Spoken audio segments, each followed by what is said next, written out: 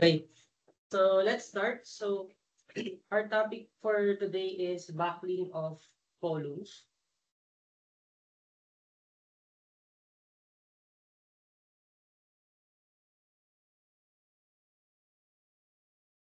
So let recall first if how the column buckles. So let's say we have here a rectangular column.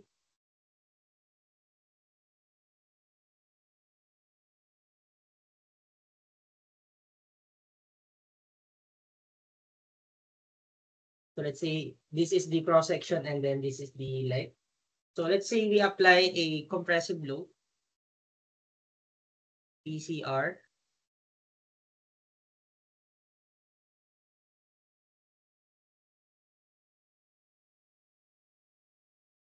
So because of the compressive load, the column may buckle. So when we say buckle, that is the bending of the member even though there is no moment applied.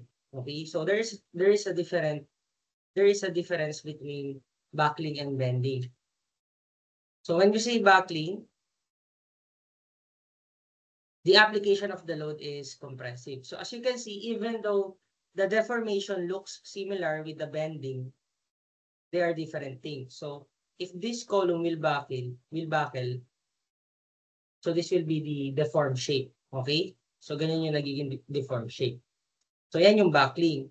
So ang difference ng bending is, so let's say mag-drawing tayo ng same deformed shape katulad ng nagawa natin sa left figure. So let's say meron tayong figure ulit dito. Pero almost similar, no? So nag-curve din yung ating member. So when we say bending, ang application ng load is transverse to the length, no? So that is the difference, no, between the buckling and the bending. So kapag bending, ayan. So dito yung application ng load. So diyan din makikita yung kanyang deformation. Okay. Ayan. Okay. So yan yung bending, no? Kapag ganyan yung direction ng loading and then it causes the member to bend. So yan yung bending, no?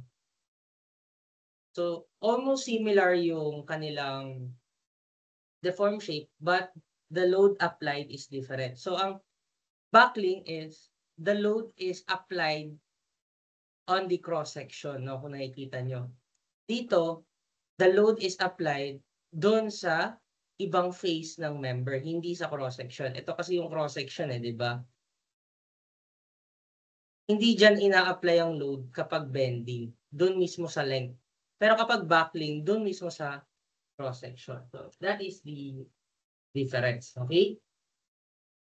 So ngayon, the formula for the backling load is already have been derived, no, previously. So na-derive yan ni Euler.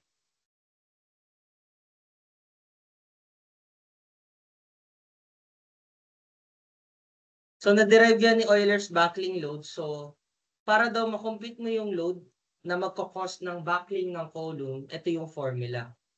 Pi squared EI over L. Okay? So yan yung tinatawag na Euler's backling load. So nakadepende pala ang backling load doon sa kanyang properties na I, L, and E. So ano yung mga properties na yan? So E is the modulus of elasticity.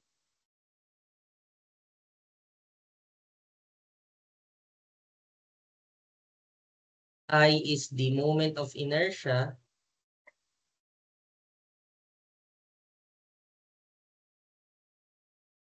And then L is the leg of the column.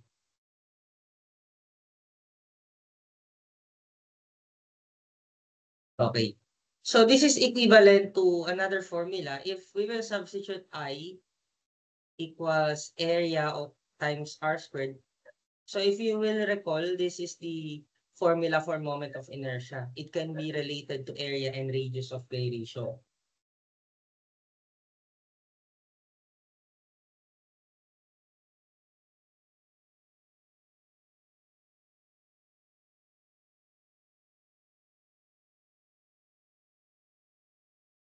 So yung A, that is the cross-sectional area.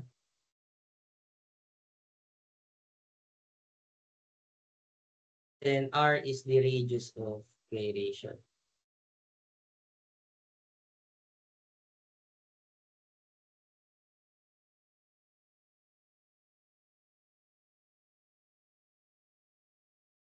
So, lagyan ko to ng subscript para mas specific. So, this should be effective length pala. Ayan. Ulitin ko lang.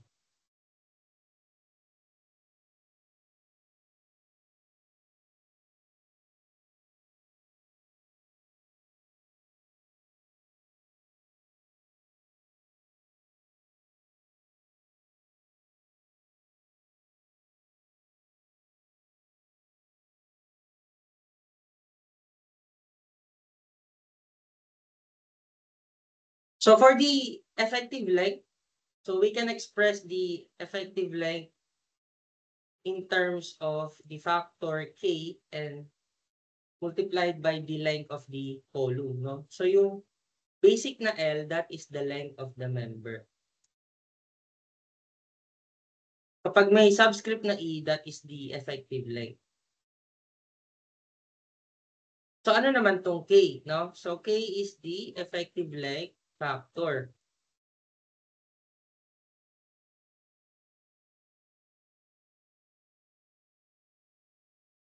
And the effective length factor is dependent on the support conditions, no?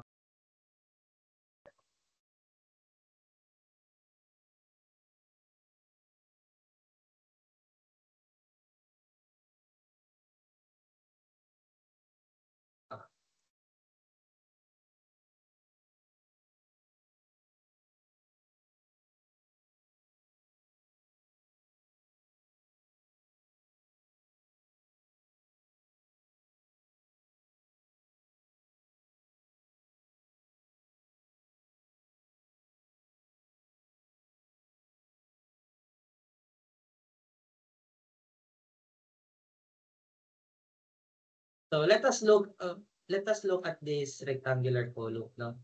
So let's say meron siyang axis B and axis A. So if i-drawing natin yung cross section, ganito yung itsura niya. Okay.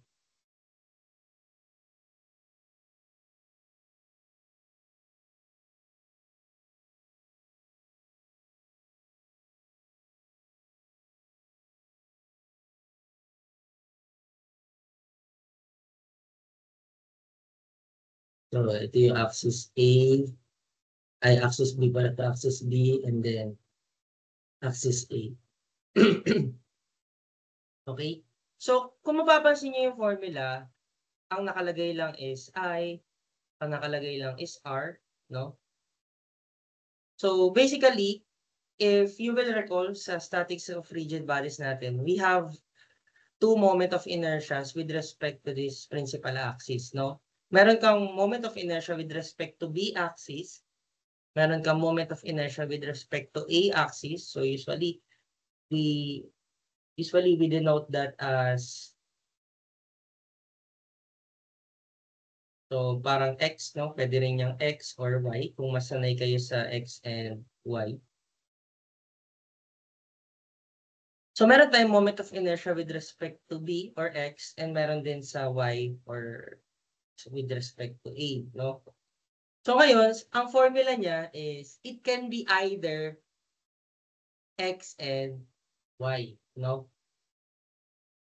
It can be either X and Y. Pero saan, no? Alin ang dapat mas gamitin, no? So the column will buckle dun sa axis with larger slenderness ratio. Okay? So yung buckling na magaganap mangyayari dun sa axis with larger slenderness ratio, no? So buckling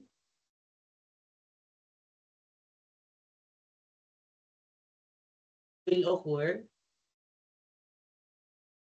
in the axis with larger slenderness ratio. Okay? Sir, ano po yung slenderness ratio? So, may bagong term. So, if we will adjust this formula, no? So, let's say, palitan natin, no? Sabi natin, ang I daw is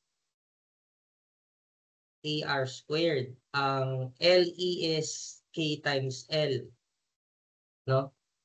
So, notice, if you can see, yung R dito, no? That is radius of gyration. So kung babawasan natin 'yan, no? So let's say ilipat natin yung isang R dito.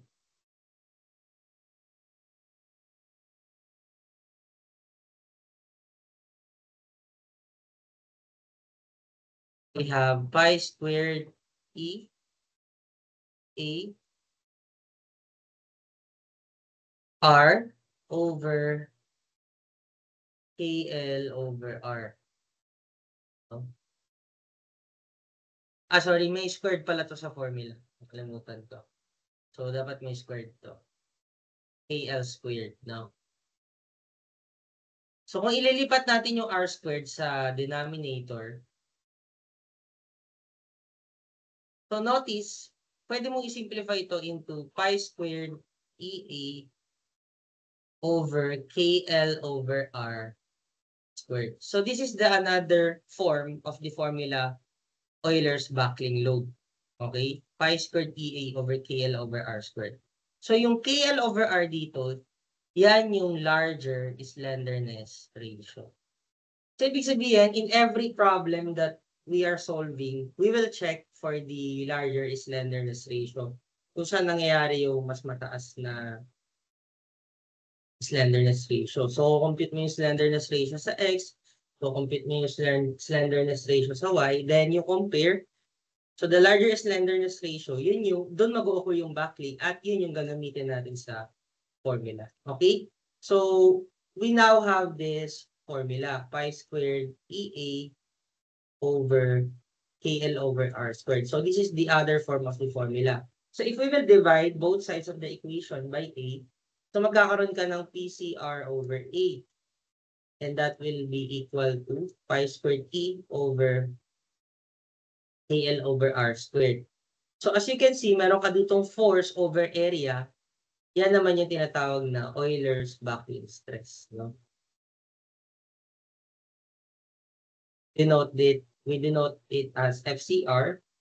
So, we have pi squared E over KL over R squared. Okay? So, gano'n lang. So, ibig sabihin, PCR, this is the load that will cause the column to buckle. FCR, this is the load that, FCR, this is the stress that will cause the column to buckle. Okay? So, how about the K, the effective length? So, let us discuss the effective length. So, yung effective length natin, class, so it will depend on the support conditions, no? So, these are the different effective lengths that we might encounter. So, first, if we have pin ends, ano kaya ang value ng K? Kapag pin daw ang both ends of the member. So, anyone?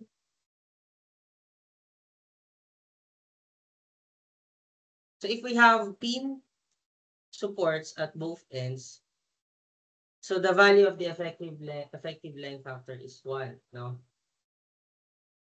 If we have fixed and free, the value of K is 2. Okay? So, when we say fixed and free, ayan, fix ka dito, tapos free yung other end, ibig sabihin walang support. So, your effective length factor is 2. Okay? So, parang ang magiging effective length mo ay doble yung length ng column. And then, if you have fixed ends,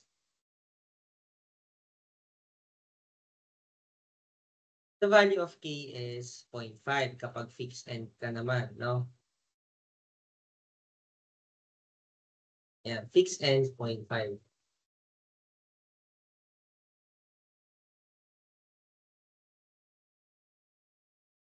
Kapag pin tsaka fixed ends,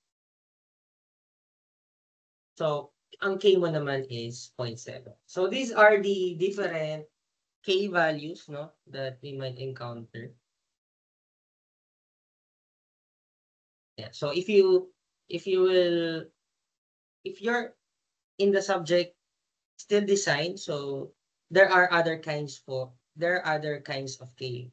But for a basic column, like for example, timber columns, so these are the K values that are being used. No? So wala tayong masyadong maraming K if our columns are timber, if made of timber, no? Pero if our columns are made of steel, so we have several values of K. So for now, we only have 4.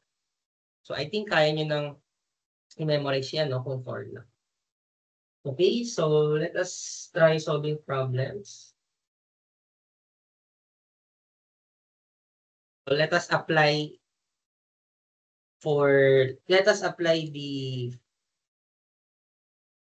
our learnings to timber columns.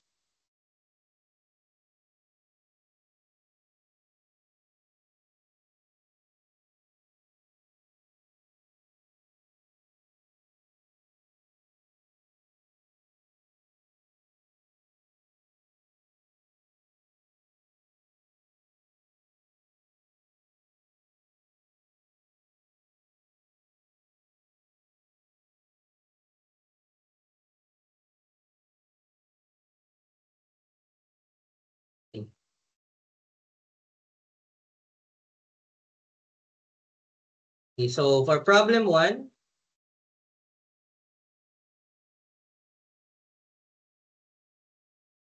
a 3.6 meter wooden rectangular column has the dimensions shown. Determine the critical load if the ends are assumed to be pin connected. Okay? So you can use either of the two formulas that we have derived. So you can use based on the moment of inertia, or you can use this one based on the slenderness ratio.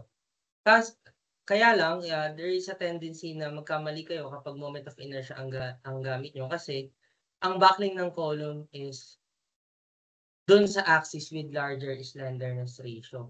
So kapag ang formula nyo is this one, hindi nyo nakikita ang larger slenderness ratio. Okay? So mas maganda na ito yung gamitin nyo. Okay? So let's say for this column, let us compute the radius of gyration.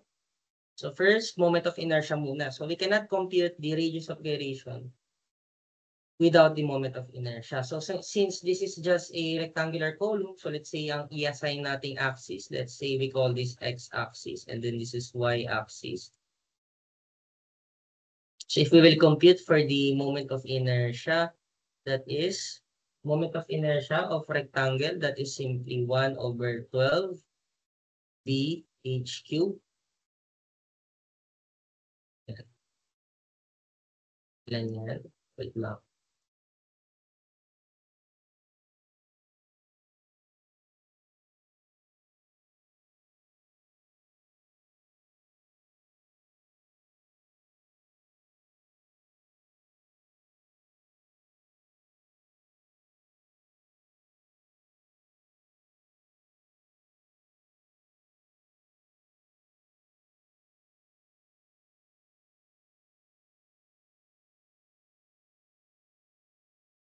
So let's say, complete natin. So 1/12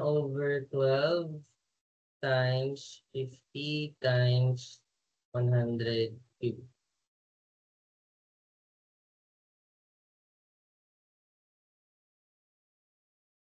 Para wala tayong masyadong isusulat na decimal.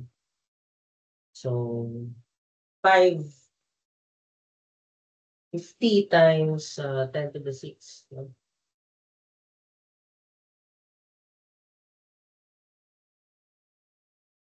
Times 10 to the 6 over 12. Para hindi nyo na isusulat yung lahat ng decimal. Kasi importante na sinusulat natin yung mga lahat ng decimal values kasi 'di ba sa final answer lang tayo nagra-round out. Then for IY 1/12 ang magiging B naman natin is 100 times 50 cube.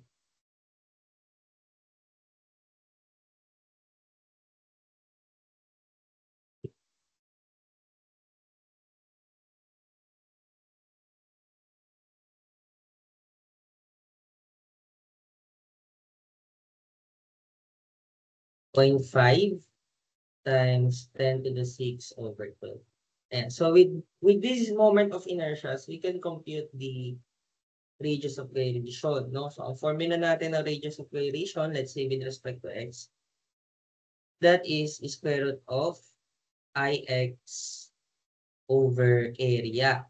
So if you will compute the area, that is basically ang area natin is 50 times 100. So that is 5,000 mm squared.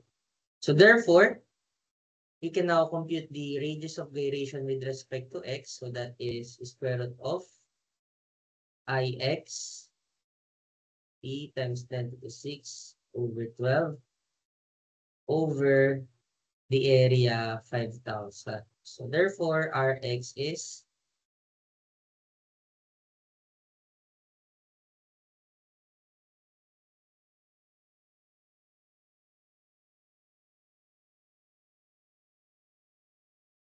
50 square root of 3 over 3.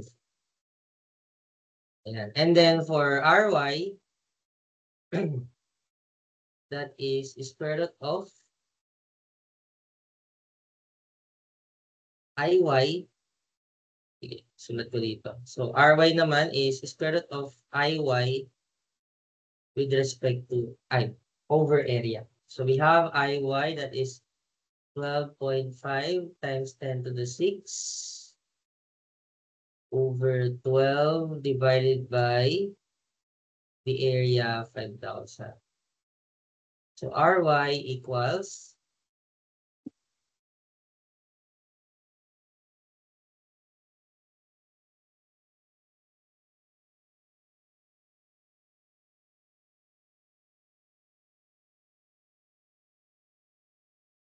25 square root of 3 over 8. Okay? So therefore, we can now compute for the slenderness ratio. So kung pin connected daw ang both ends, so ibig sabihin nun, our K value for both directions is 1.0. Kasi isang support conditions lang ang binigay kada dulo-dulo. So ibig sabihin, we will apply the support conditions for both X and Y. Okay? So therefore, if you will compute KL over R with respect to X, so ang K natin is 1.0, L is the length of the column, 3.6. So we convert that to millimeters. Kasi ang radius of gyration mo is naka-millimeters yan, no?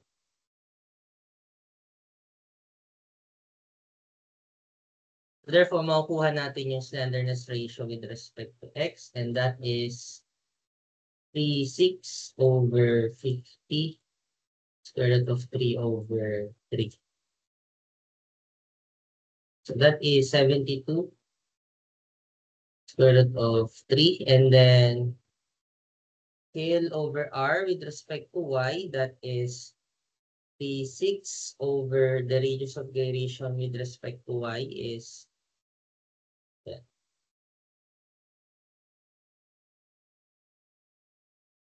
3.6 divided by 25 square root of 3 over 3.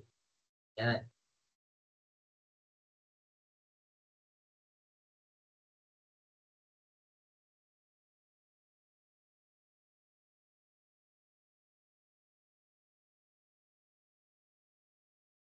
(432 over square root of 3). Okay, so para makita natin kung ano yung decimal values, so kunin natin. 9.4 153163, and then yung 72 square root of 3, that is 124. 0.7076581. So it means that the buckling will occur in y-axis, and then this is the governing slenderness ratio or the larger slenderness ratio. Therefore, in determining the Euler's buckling load, we have pi squared E. The modulus of elasticity of wood or timber is 12 gigapascal. So we convert that to megapascal. Divide natin sa slenderness ratio, 249.4153163. Then squared. So this is the Euler's buckling load.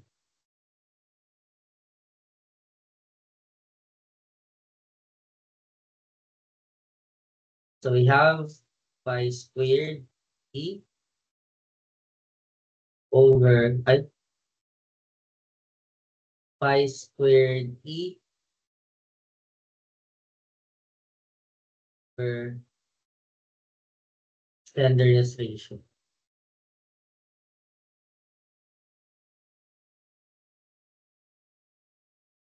We have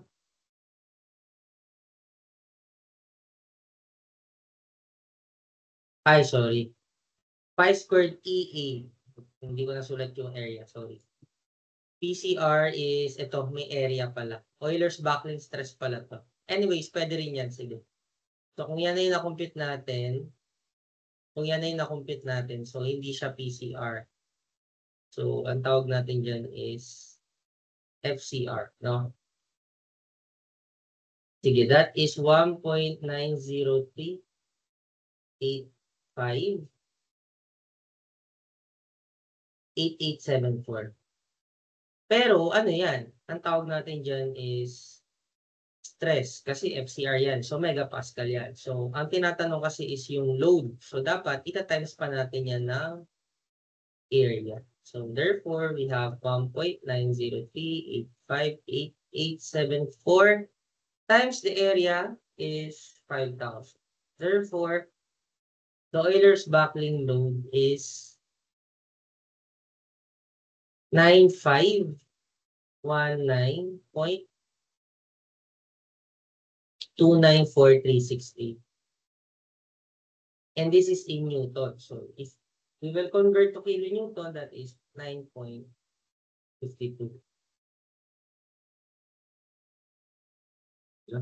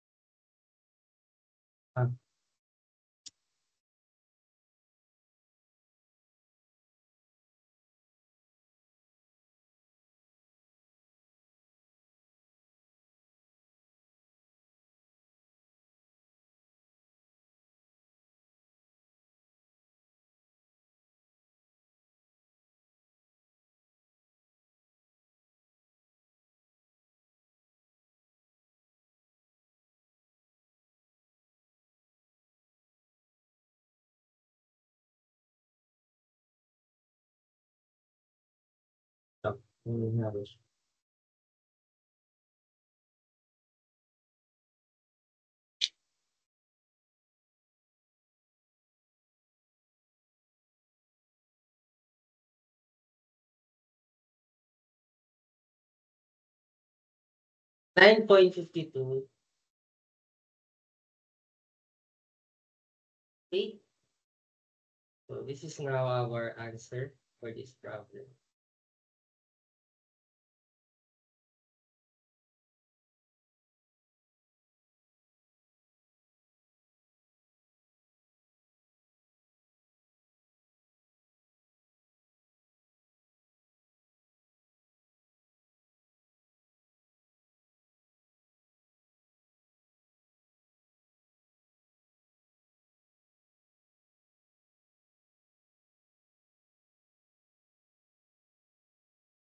Next.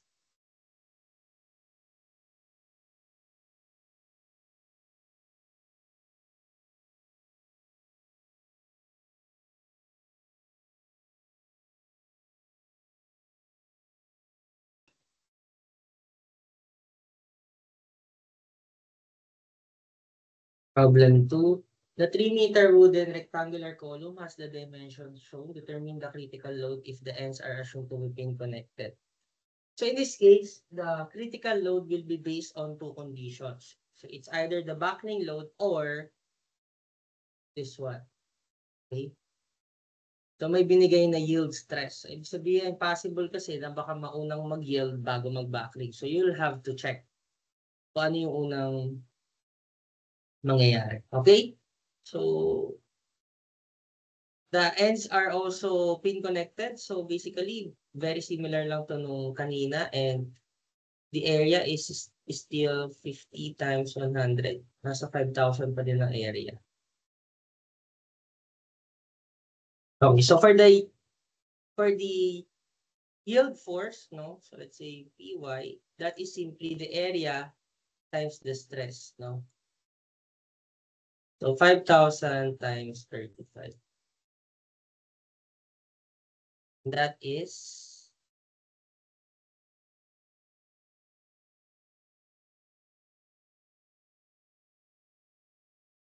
175,000 Newton. So in kilonewton, 175.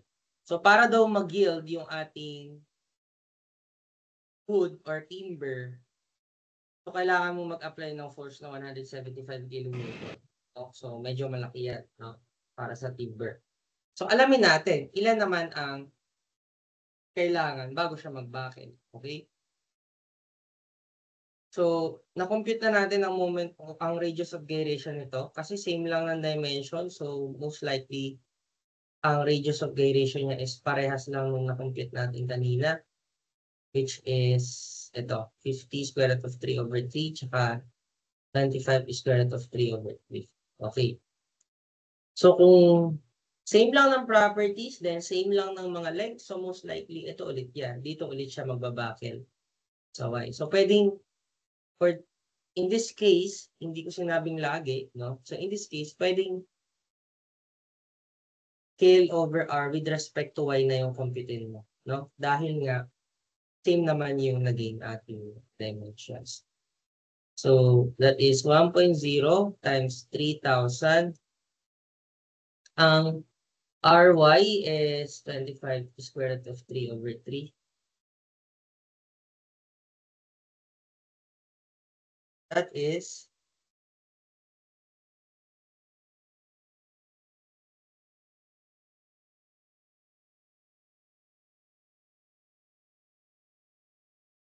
107.834 0969. Okay, so for the buckling stress, we have phi squared E 12,000 ulit over the slenderness ratio.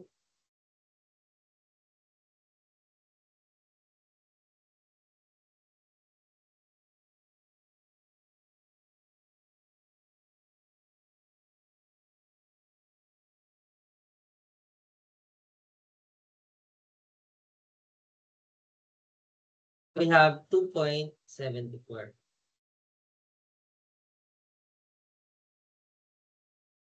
155,678 megapascal. So determining the load, we just multiply it by the area.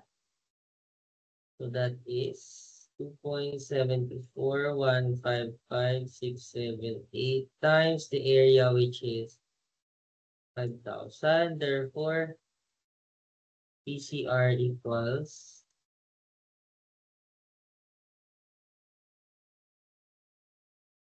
13,707.78389. Okay, so in kilonewton, that is is 13.71 kilonewton. So you will now compare yung na-compute nating dalawang loads. Ito daw yung load para mangyari ang yielding sa timber. Ito daw ang load para magbakil ang timber. So anong mas critical dyan? So of course, yung mas critical natin dyan is yung mas mababa. Kasi ibig sabihin, hindi ka pwedeng mag-apply ng load na lalagpas sa 13.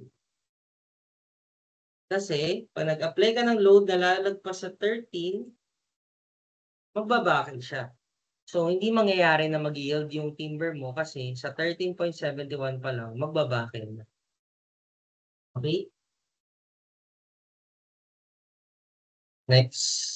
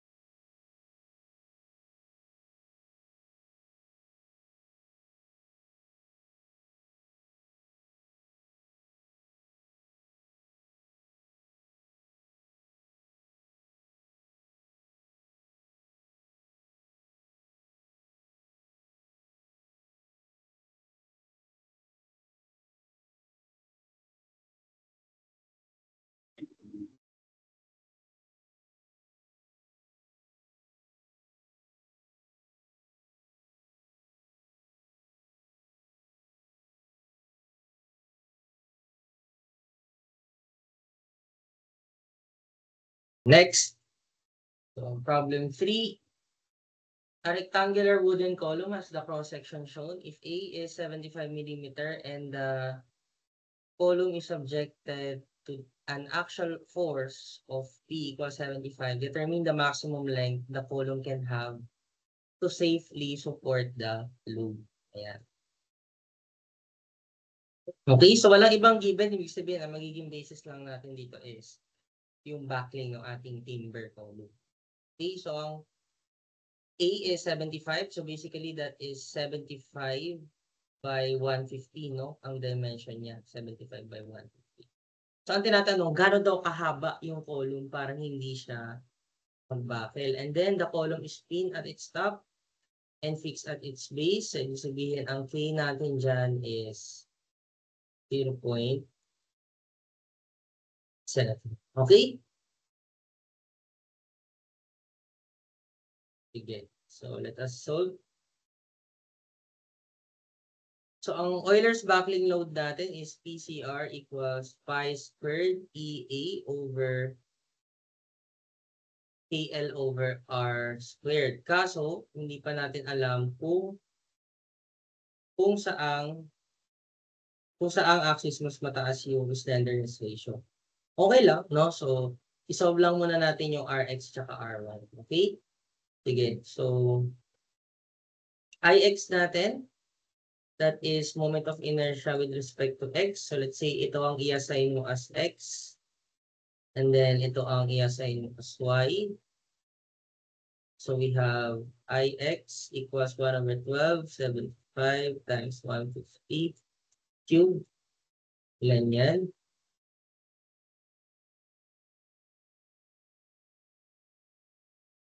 That is 1 over 12 BH cube.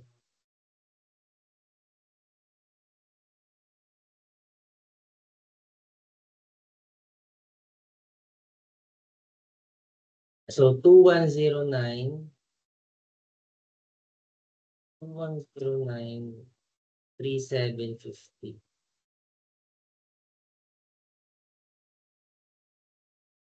Iy is 1 over 12 150 times 75 cubed.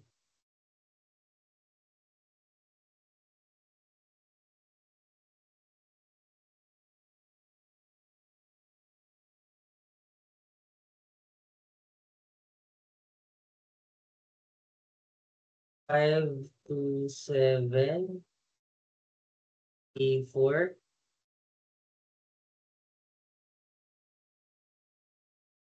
0.5. Ay, millimeters to the fourth, sorry. Okay, so let us compute for the area. Ang area is 75 times 150. Therefore, the area is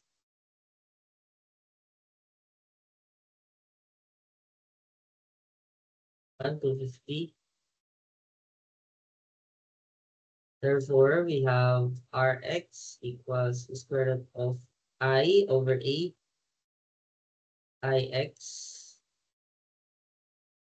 over area. Rx natin is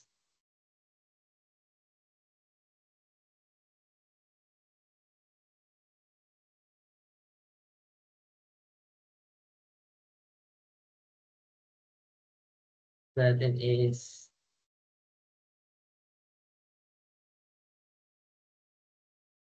per 11 to 50.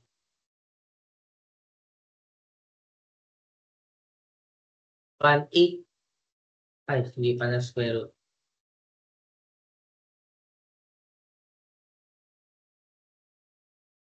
3, no? O kaya 25 square root of 3. And then for Ry, that is square root of 5273437.5 11 to 50. That is 5273437.5 divided by 11 to 50. So that is 25 square root of 3 over. Okay, so let us substitute our values. So ECR natin is 75 kilonewton. So magiging 75,000 newton yan. Equals pi squared. Ang E, wala, hindi nabigay yung modulus of elasticity. Wait lang.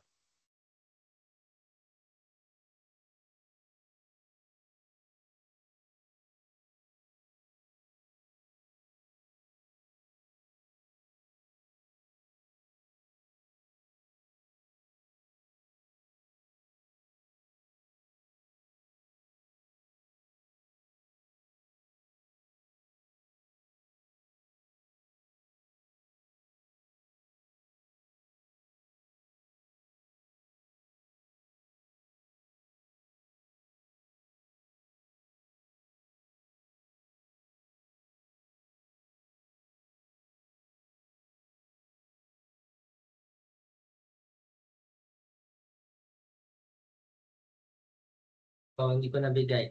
So, ang modulus of elasticity is 12.4 gigapascals. Okay? So, and then may given din pala na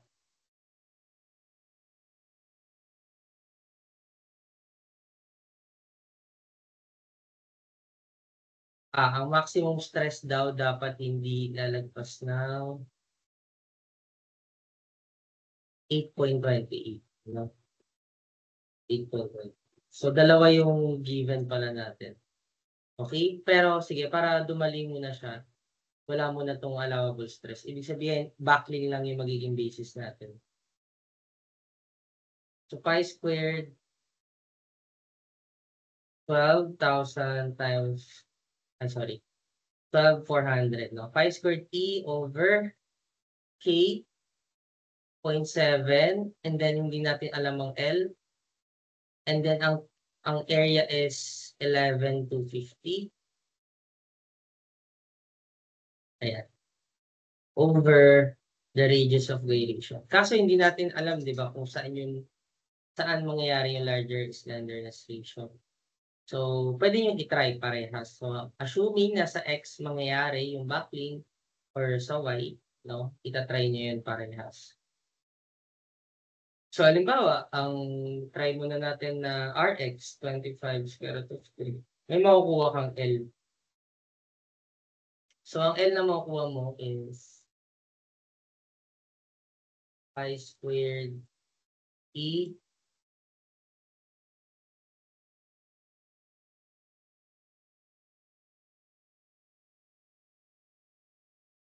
then times. Ayan. So, ang length mo, kapag daw, tama ba? Ulitin ko lang. Patama.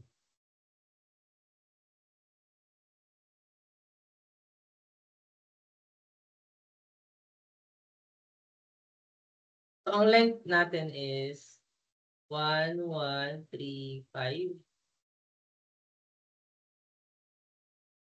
573.595.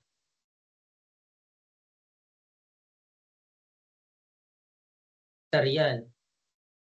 Okay? So, in meters, that is 1135 point. Ay, sorry. Yung squared, nakalimutan ko sa formula. Kaya pala ang laki ng lumalabas na value. Sige, teka. Ulitin natin.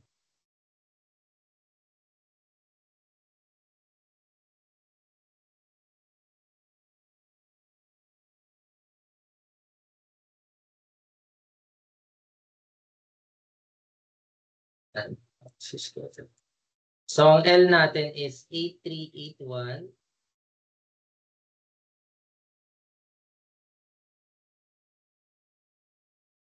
0.25281.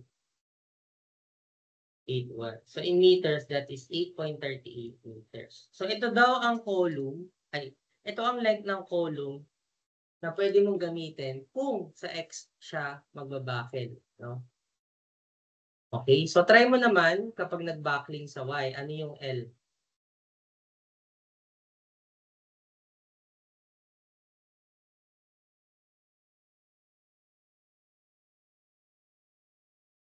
(0.7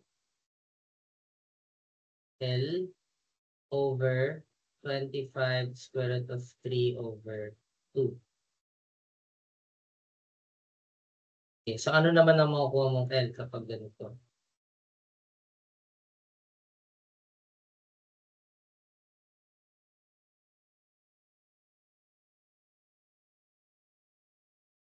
Pi squared E